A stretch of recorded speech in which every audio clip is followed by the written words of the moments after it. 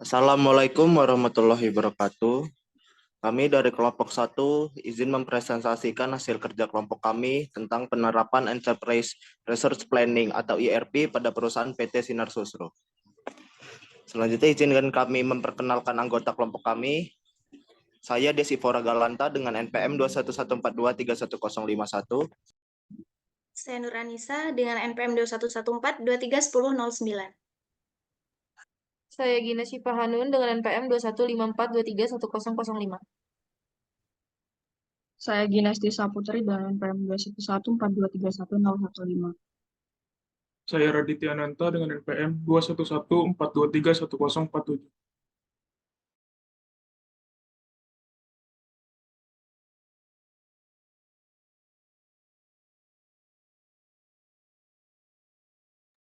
Yang pertama ada profil PT Sinar Sosro. PT Sinar Sosro, perusahaan minuman teh siap minum dalam kemasan botol pertama di Indonesia. Perusahaan ini didirikan pada tahun 1974 oleh keluarga Sosro Jojo yang memulai usahanya dengan menjual teh kering dengan merek teh cap botol di Selawi, Jawa Tengah pada tahun 1940. Pada tahun 1953, mereka mulai memperluas bisnisnya ke Jakarta dengan memperkenalkan produk teh cap botol melalui strategi cicip rasa di pasar-pasar kota. Baik, selanjutnya. Jadi, industri yang kami ambil ini adalah PT Sinar Sosro cabang Palembang. Nah, kenapa sih industri ini memerlukan untuk menggunakan ERP atau analisis penerapan Enterprise Resource Planning? Nah, jadi industri Sinar Sosro ini memerlukan penerapan ERP dikarenakan PT tersebut menginginkan semua sistem di dalam suatu perusahaan menjadi satu sistem yang terintegrasi dengan satu database. Sehingga beberapa departemen itu lebih mudah dalam berbagi data. Dari departemen A menuju departemen B itu bisa lebih mudah untuk mengambil data satu sama lain. Dan lebih mudah dalam melakukan komunikasi. Nah, Enterprise Resource Planning ini dapat mengintegrasikan fungsi marketing, kemudian ada fungsi produksi, fungsi logistik, finance, sumber daya manusia, dan juga ERP ini dalam manajemen perusahaan.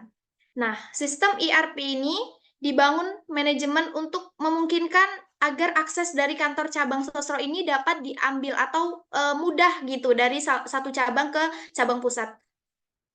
Nah, kemudian ERP ini juga membantu mengontrol aktivitas bisnis seperti penjualan, kemudian ada pengiriman, produksi, manajemen persediaan, dan juga manajemen kualitas serta sumber daya manusia.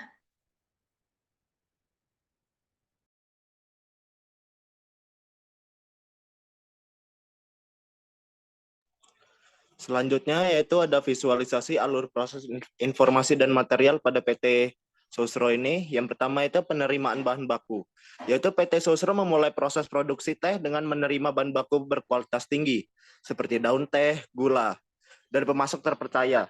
Setiap kiriman bahan baku diperiksa secara ketat untuk memastikan kualitasnya sesuai dengan standar perusahaan. Pengujian meliputi aspek seperti aroma, warna, dan kebersihan untuk memastikan hanya bahan baku terbaik yang digunakan dalam proses selanjutnya. Selanjutnya yaitu ada penyimpanan dan persiapan. Bahan baku yang diterima kemudian disimpan dalam gudang yang sesuai dengan kondisi penyimpanan yang tepat, termasuk suhu dan kelembapan yang terkontrol. Sebelum diproses lebih lanjut, bahan baku disiapkan dengan cermat dengan memisahkan kotoran dan memilih kualitas yang optimal. Langkah ini penting untuk memastikan bahwa setiap teh sosro yang dihasilkan memiliki rasa konsisten dan memuaskan. Selanjutnya itu proses produksi. Setelah persiapan, bahan baku masuk ke dalam tahapan produksi yang melibatkan serangkaian langkah, seperti perebusan, fermentasi, dan pengeringan. Proses ini dilakukan dengan cermat dan diawasi secara ketat oleh tim ahli PT Sosro tersebut, untuk memastikan bahwa produk teh berkualitas tinggi dapat dihasilkan secara konsisten. Selanjutnya yaitu proses pengemasan. Setelah proses produksi selesai, produk teh siap dikemas dalam berbagai format, mulai dari teh botol plastik dan kemasan botol kaca. PT Sosro memberikan perhatian khusus pada proses pengemasan untuk memastikan keamanan dan kebersihan produk. Setiap kemasan diberi label yang jelas dan informatif untuk memberikan informasi kepada konsumen mengenai jenis teh, asal, dan petunjuk penyajian. Selanjutnya itu penyimpanan produk jadi.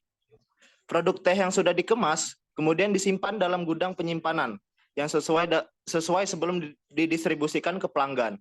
PT Sosro memperhatikan faktor-faktor seperti suhu, kelembapan, dan penanganan yang benar untuk memastikan bahwa produk teh segar dan berkualitas hingga mencapai konsumen akhir. Selanjutnya yaitu distribusi. Produk teh PT Sosro siap untuk didistribusikan ke berbagai lokasi, termasuk toko, supermarket, dan agen distribusi. Proses distribusi dilakukan secara efisien menggunakan armada kendaraan sesuai dengan kebutuhan logistik perusahaan sehingga produk dapat mencapai konsumen dengan tepat waktu dan dalam kondisi yang optimal. Selanjutnya itu penjualan ke pelanggan akhir. Produk teh PT Sosro dapat ditemukan di berbagai saluran penjualan, mulai dari toko retail, warung, hingga pembelian online melalui platform e-commerce. PT Sosro berkomitmen untuk membuat produknya mudah diakses oleh konsumen di seluruh negeri, sehingga mereka dapat menikmati kualitas teh yang luar biasa di kenyamanan rumah mereka sendiri. Dan terakhir yaitu pelayanan pelanggan. Setelah pembelian, PT Sosro tetap berkomitmen untuk memberikan pelayanan pelanggan yang terbaik. Tim layanan pelanggan yang ramah dan responsif siap membantu konsumen dengan pertanyaan atau masalah apapun yang mungkin timbul terkait produk mereka. Ini mencakup penanganan keluhan, permintaan informasi, dan dukungan pelanggan secara keseluruhan untuk memastikan kepuasan pelanggan yang tinggi.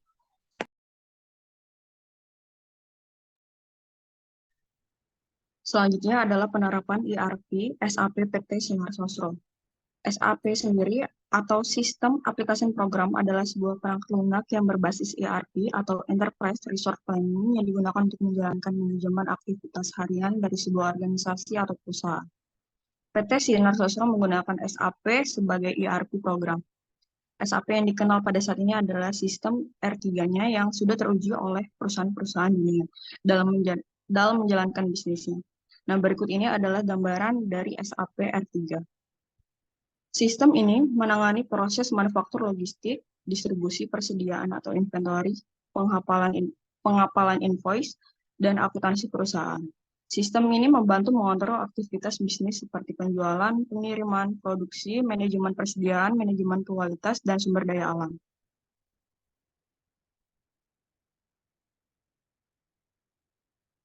Nah, berikut ini adalah gambaran dari pengaplikasian SAP.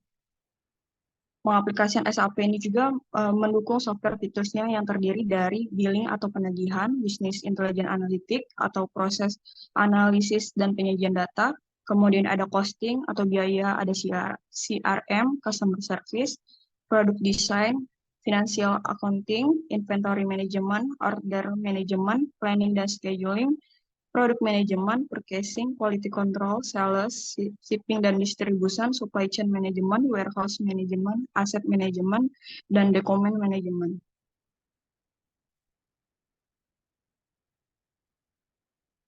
Selanjutnya adalah data dan informasi SAP.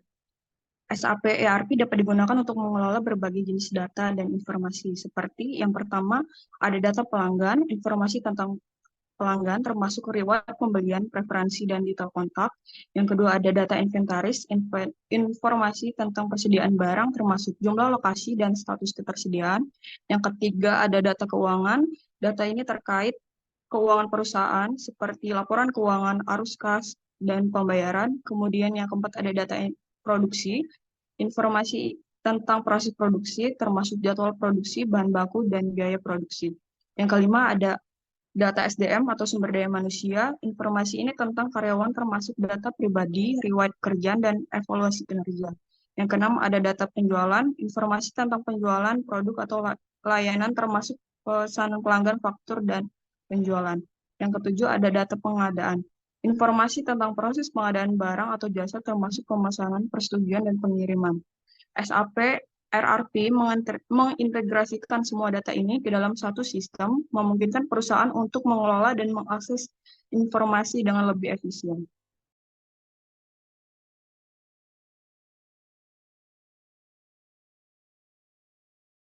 Baik, selanjutnya di sini ada modul SAP ERP. Yang pertama, itu ada modul FI atau Finance. Nah, jadi di sini modul Finance ini mengelola akuntansi keuangan seperti pembukuan umum, pemrosesan tagihan, serta laporan keuangan. Kemudian selanjutnya ada modul Controlling, memantau dan mengontrol biaya serta pendapatan perusahaan. Kemudian juga memberikan analisis biaya untuk mendukung pengambilan keputusan. Yang ketiga yaitu ada modul Business Plan and Consolidation, membantu dalam perencanaan anggaran dan konsolidasi data keuangan perusahaan. Nah, yang keempat itu ada modul FM atau Fund Management, mengelola anggaran dan alokasi dana, serta memantau penggunaan dana perusahaan. Yang kelima, ada modul Sales and Distribution, mengelola proses penjualan, mulai dari pemesanan hingga pengiriman produk kepada pelanggan. Yang keenam, ada modul PPQM atau Production Planning and Quality Management, yaitu merencanakan dan mengelola produksi serta memantau kualitas produk. Oke, baik, selanjutnya itu ada yang ketujuh, ada modul PM atau Plan Maintenance, merencanakan dan mengelola perawatan fasilitas dan peralatan pabrik untuk memastikan operasi yang lancar. Kemudian yang terakhir ada Human Capital Management, yaitu mengelola data karyawan, penggajian, pelatihan, evaluasi kerja, serta aspek manajemen sumber daya manusia lainnya.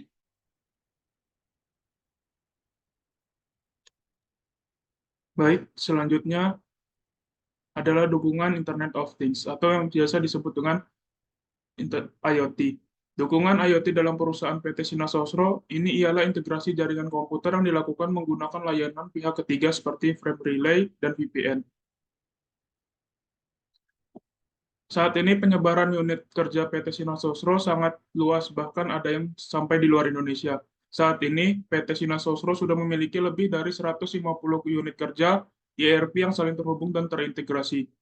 Maka, untuk mendukung kelancaran program ERP PT Sinar Sosro, PT Sinar Sosro menggunakan satu sistem jaringan yang sangat luas, atau yang disebut dengan Wide Area Network atau WAN, dengan layanan frame relay untuk mengintegrasikan sistem komputernya menggunakan internet agar bisa diakses dimanapun dan kapanpun.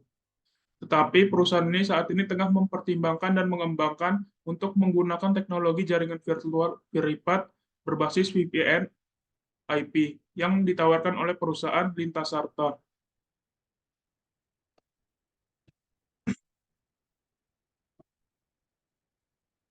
Selanjutnya, VPN adalah teknologi yang memungkinkan pengguna untuk membuat koneksi yang aman melalui jaringan publik, seperti internet. Dengan menggunakan VPN, data dikirim melalui saluran terenkripsi untuk menjaga kerahasiaan dan keamanan. Selanjutnya, VPN IP adalah varian VPN yang beroperasi melalui internet, yang memungkinkan pengguna untuk mengakses sumber daya perusahaan, termasuk ERP, secara aman dari lokasi manapun dan kapanpun. Jadi, dengan kata lain, meskipun pengguna berada di luar jaringan fisik perusahaan, mereka tetap dapat terhubung ke sistem internal dengan aman melalui koneksi VPN IP ini. VPN IP ini sangat penting untuk organisasi yang memiliki karyawan yang bekerja dari jarak jauh atau perlu untuk mengakses data yang sensitif saat berpergian. Dengan VPN IP, keamanan, kerahasiaan data tetap terjaga, memastikan bahwa informasi perusahaan tetap terlindung dari ancaman cyber. Adapun beberapa keuntungan VPN IP yakni meliputi keamanan, akses jarak jauh, fleksibilitas, biaya efektif, dan skalabilitas.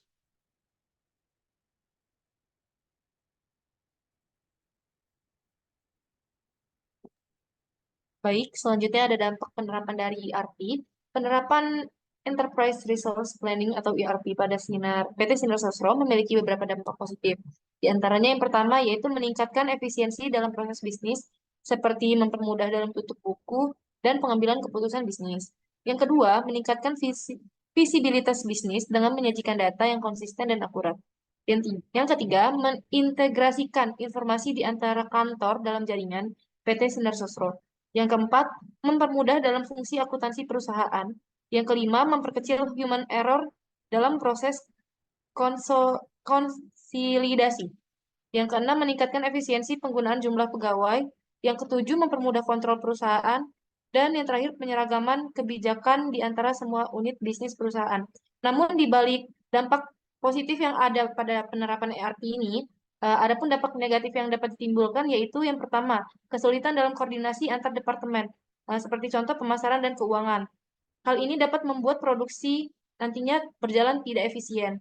Selanjutnya juga, jika satu program mengalami error proses atau crash, pekerjaan bagian yang menggunakan sistem ERP selanjutnya pun akan ikut terhenti. Selanjutnya, ada sulitnya mengendalikan persediaan bahan baku dan stok produk jadi, yang nantinya dapat berdampak pada ketersediaan dan mengganggu kinerja proses.